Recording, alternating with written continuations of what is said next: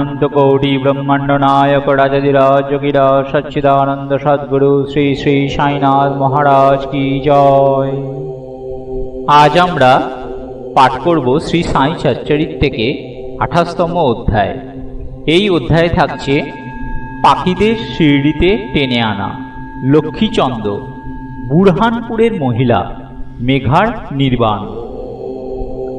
শ্রী সাই অনন্ত, তিনি একটা পিঁপড়ে থেকে শুরু করে ব্রহ্মাণ্ড পর্যন্ত সর্বভূতে ব্যপ্ত। বেদ ও আত্মবিজ্ঞানে পূর্ণ পারঙ্গম হওয়ার দরুন তিনি ছিলেন সদ্গুরু উপাধির সম্পূর্ণ যোগ্য। বিদ্বান হয়েও যদি গুরু নিজের শিষ্যকে সজাগ করে তাকে আত্মস্বরূপের দর্শন না করাতে পারেন, তাহলে তাকে সদ্গুরু নামে কদাপি সম্বোধন করা যায় না। সাধারণত পিতা কেবল এই নশ্বর শরীরেরই জন্মদাতা, কিন্তু সদ্গুরু জন্ম ও মৃত্যু দুটোর থেকেই মুক্তি পাইয়ে দেন। অতএব তিনি অন্য লোকেদের চেয়েও বেশি দয়াবন্ত। শ্রী সাই বাবা সবসময় বলতেন, আমার ভক্ত 1000 ক্রোশ দূরে থাকলেও শিরডির টানে এইভাবে আকর্ষিত হয়ে চলে আসে, যেমন সুতোয় বাঁধা চড়াই পাখি নিজেই চলে আসে। এই অধ্যায়ে এমনি 3টি পাখির বর্ণনা করা হয়েছে। লালা লক্ষ্মীচন্দ্র, এই ভদ্রলোক বোম্বে শ্রী ভেঙ্কটেশ্বর প্রেসে চাকরি করতেন। সেই চাকরিটা ছেড়ে উনি রেল বিভাগে আসেন এবং তারপর মেসার্স রেলি ব্রাদার্স অ্যান্ড কোম্পানিতে কেরানির চাকরি নিতে ঢোকেন। 1910 সালে ওর শ্রী সাই বাবার সাথে যোগাযোগ হয়। বড়দিনের ক্রিসমাস প্রায় 2 আগে সান্তাক্রুজে থাকাকালীন একটি স্বপ্ন দেখেন। এক দাড়িওয়ালা বৃদ্ধকে ভক্তরা ঘিরে বসে আছে। এই ঘটনার কিছুদিন পর উনি নিজের বন্ধু শ্রী দত্তাত্রেয় মঞ্জুনাথ বিজয়ের বাড়িতে দাসগণুর কীর্তন শুনতে যান। সেই দাসগণুর একটি নিয়ম ছিল যে উনি কীর্তন করার সময় শ্রোতাদের সামনে শ্রী সাই বাবার ছবি নিশ্চয়ই সাজিয়ে রাখতেন।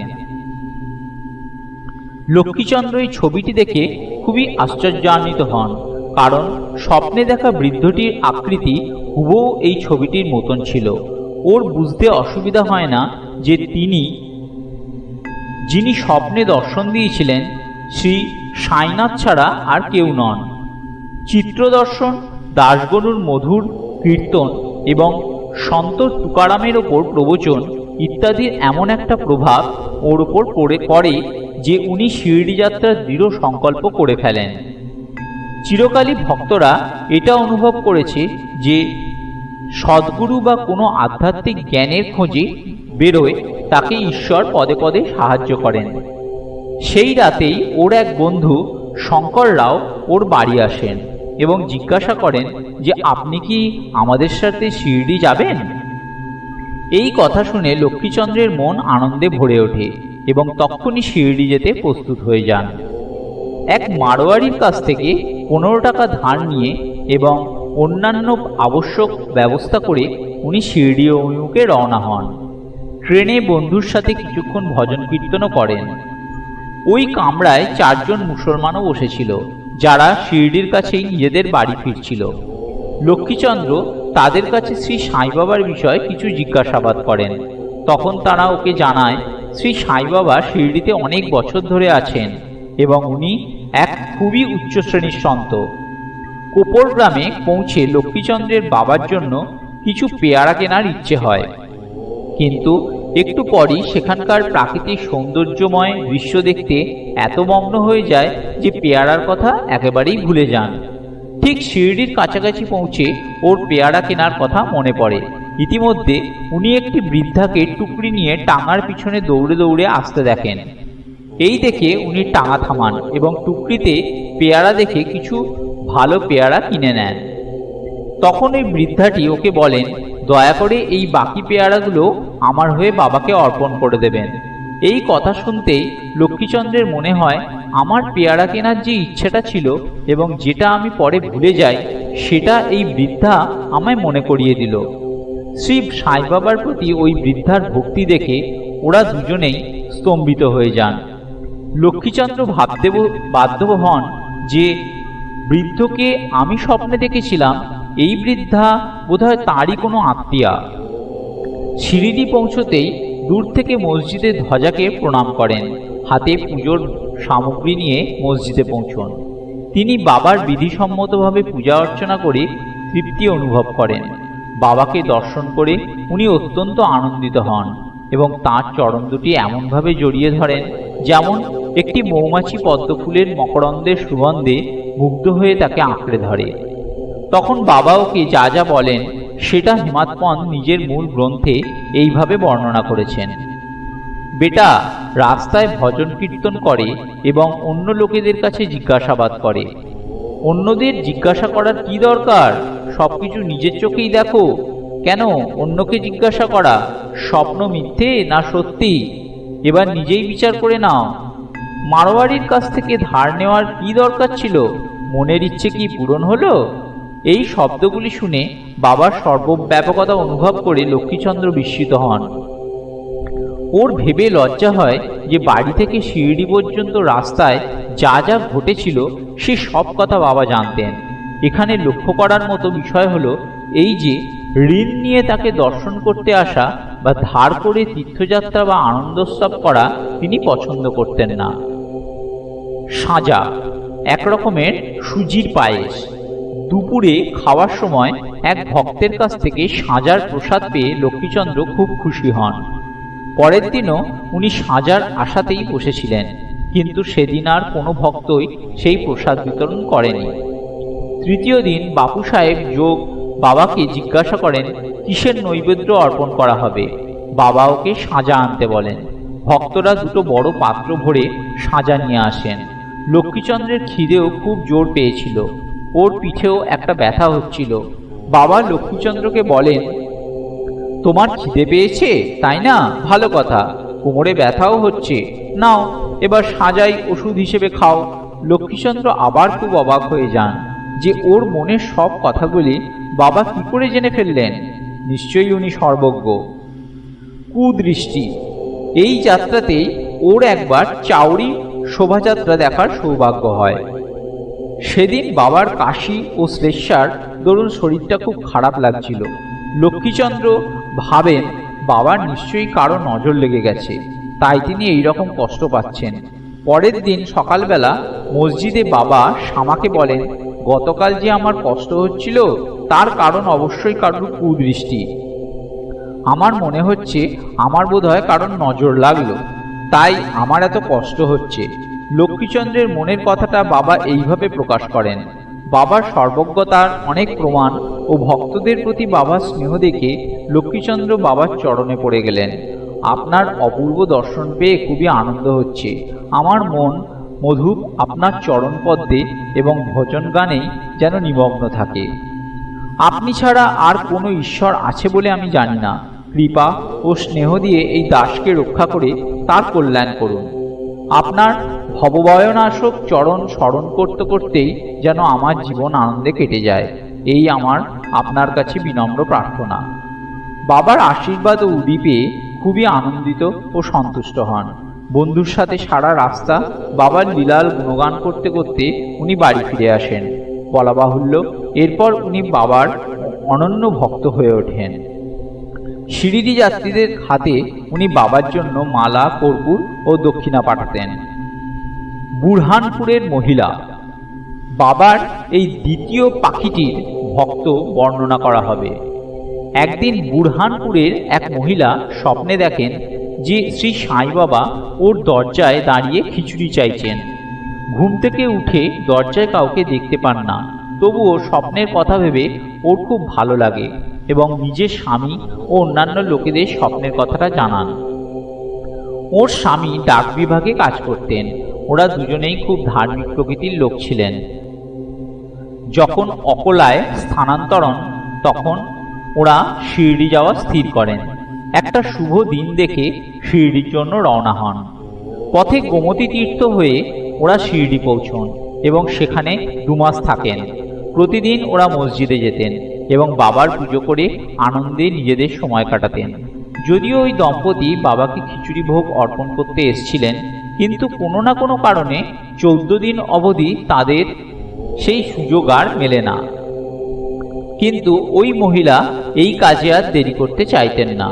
15 দিনের দিন খিচুড়ি নিয়ে মসজিদে পৌঁছে দেখেন বাবা অন্য লোকেদের সাথে খেতে বসে গেছেন। পর্দা টানা হয়ে গেলে কেউ ভেতরে প্রবেশ করার সাহস করত না। কিন্তু উনি আর একদণ্ড প্রতীক্ষা করতে পারছিলেন না। হাত দিয়ে পর্দা সরিয়ে সোজা ভেতরে ঢুকে যান। খুবই আশ্চর্যের কথা যে বাবার সেদিন সবচেয়ে আগে খিচুড়ি খেতে ইচ্ছে করছিল।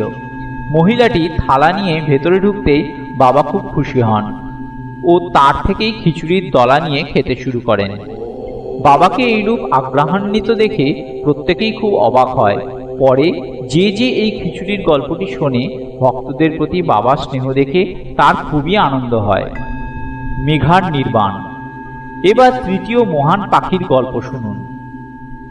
বিরম গ্রামের মেঘা ছিল রাও বাহাদুর হরিবিনায়ক ষাঠের একজন সরল নিরক্ষর ব্রাহ্মণ রাঁধুনি।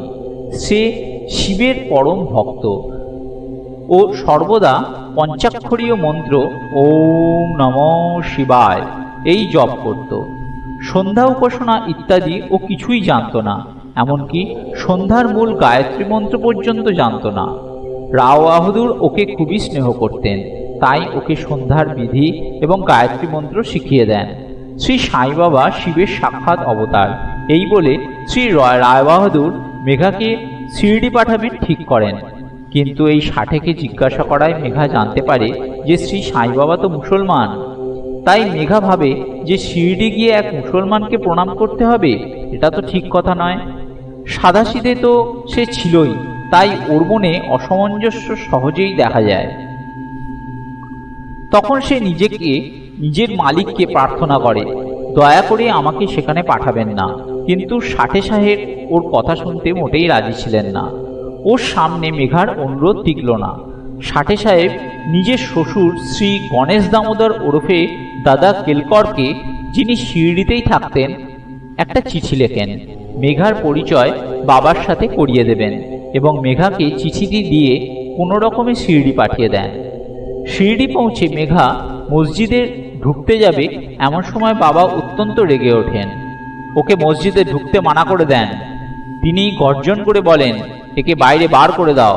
তারপর মেঘার দিকে তাকিয়ে বলেন, তুমি এক উচ্চ কুলীন ব্রাহ্মণ এবং আমি নিম্নজাতির এক মুসলমান। এখানে এলে তোমার জাত যাবে, তাই এখান থেকে বেরিয়ে যাও।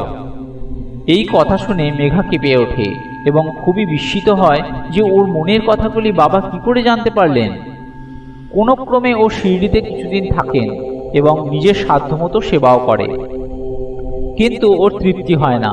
ও বাড়ি ফিরে আসে এবং সেখান থেকে ত্রয়ম্বক জেলা নাসিক চলে যায়।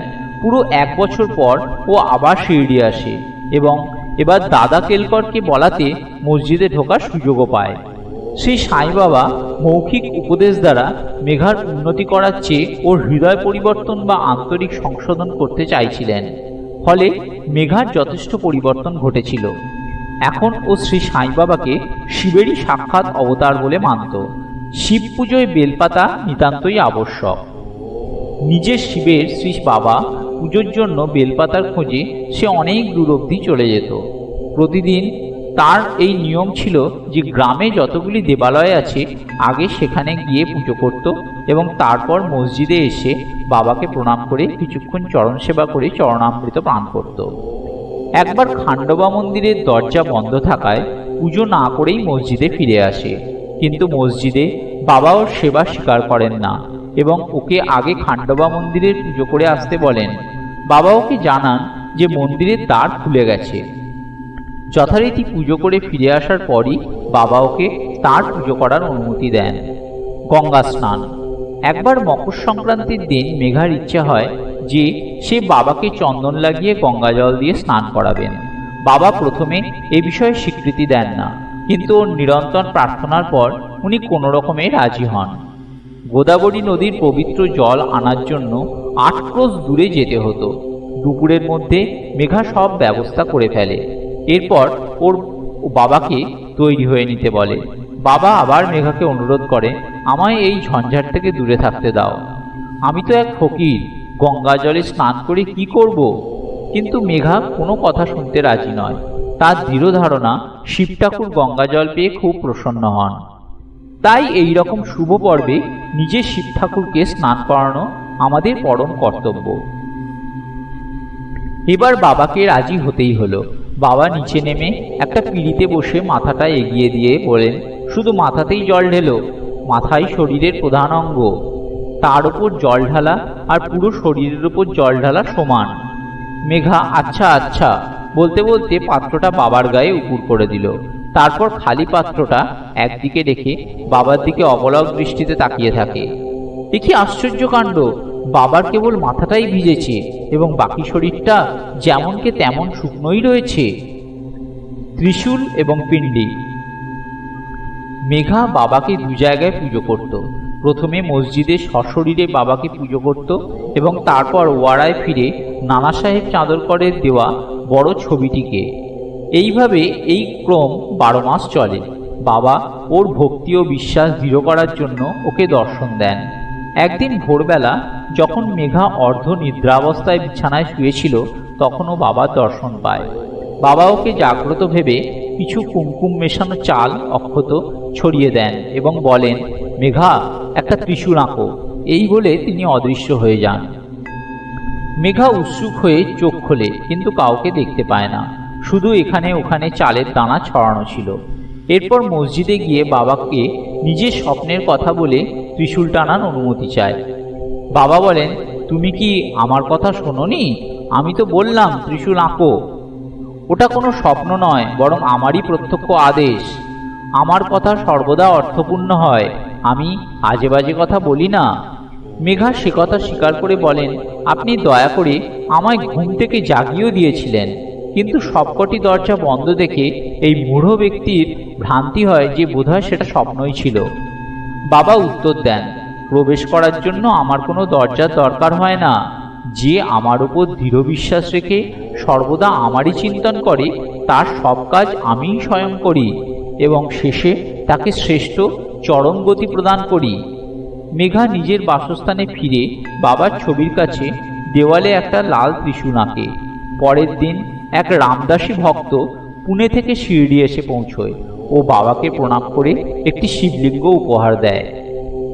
সেই সময় মেঘাও সেখানে এসে পৌঁছয়। তখন বাবা ওকে বলেন, দেখো ভোলাশঙ্কর এসে গেছেন, এবার একে সামলাও। মেঘা তার উপর ত্রিশূল আঁকা দেখে মহান বিস্মিত হয়। কাকা সাহেব দীক্ষিত স্নান করে মাথার উপর গামছা দিয়ে সাঁই নাম জপ করছিলেন। এমন সময় মানসচক্ষে দেখলেন এক শিবলিঙ্গ। ওর একটু কৌতূহল হয়। ঠিক সেই সময় মেঘা মসজিদ থেকে ফিরছে। মেঘা বাবার দেওয়া শিবলিঙ্গটি কাকাকে দেখায়।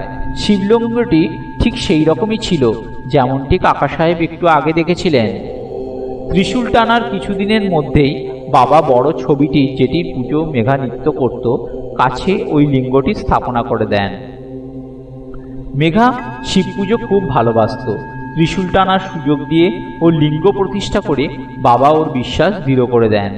এইভাবে অনেক বছর ধরে দুপুর ও সন্ধ্যার সময় নিয়মিতভাবে আরতি এবং পুজো করে 1912 সালে মেঘা পরলোক গমন করে। বাবা ওর মৃত শরীরের ওপর হাত বুলিয়ে বলেন, এ আমার সত্যিকারের ভক্ত ছিল। তারপর বাবা নিজের খরচায় ব্রাহ্মণ ভোজন করাবার আদেশ দেন, যেটা কাকা সাহেব দীক্ষিতের তত্ত্বাবধানে সম্পন্ন হয়। এই সাথেই শেষ হলো আজকের সাধ্যায়। ওম অনন্ত কোটি ব্রহ্মাণ্ড নায়ক রাজাধিরাজ যোগীরাজ সচ্চিদানন্দ সদ্গুরু শ্রী শ্রী সাইনাথ মহারাজ কি জয়। সমস্ত দর্শক ও শ্রোতা বন্ধুরা, আগামী দিনে এই ধরনের পাঠ আরও পেতে অবশ্যই সত্যের সন্ধান চ্যানেলটিকে সাবস্ক্রাইব করুন ও পাশে থাকা বেল আইকনটি অবশ্যই ক্লিক করবেন। নমস্কার।